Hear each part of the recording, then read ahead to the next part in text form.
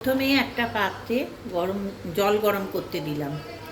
তারপরে সিদ্ধযুক্ত একটা থালার মধ্যে আমলকিগুলো ভালো করে ধুয়ে দিলাম, দিয়ে একটা চাপা দিলাম, চাপা দিয়ে আমলকিটাকে ভাপতে দিলাম। 20 মিনিট পর খুলে দেখলাম, একটা ছুরি দিয়ে দেখলাম ফেটে ফেটে গেছে।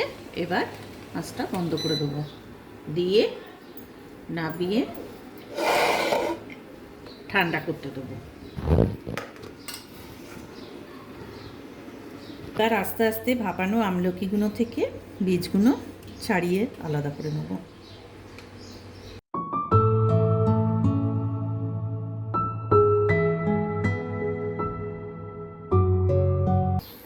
সমস্ত আমলকির দানাগুলো ছাড়িয়ে নেওয়া হয়েছে।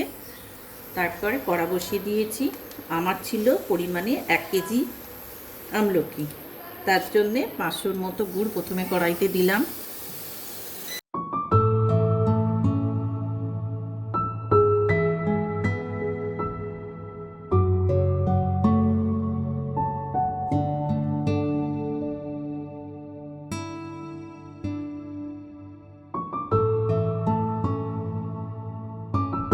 গুড়টা গলে যাবার পর ভাপানো আমলকিগুলো দিয়ে দিলাম গুড়ের মধ্যে।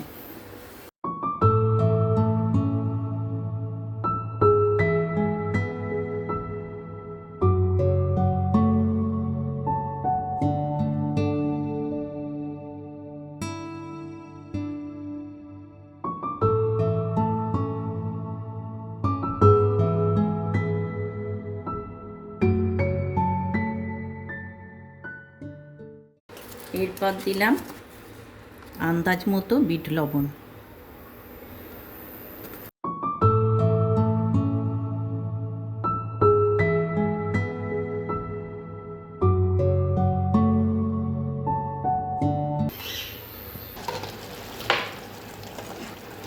এইভাবে গুড়ের সঙ্গে ফুটতে ফুটতে একদম শুকিয়ে আসবে।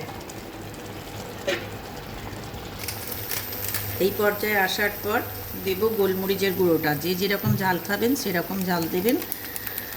আমরা একটু ঝাল খেতে ভালোবাসি, তাই আমরা 1 কেজির জন্য একটা এরকম গোটা প্যাকেট দেবো।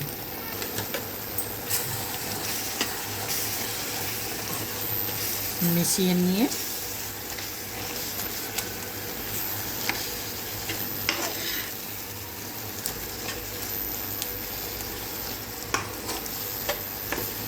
শুকোতে দেবার জন্য সময় দেব।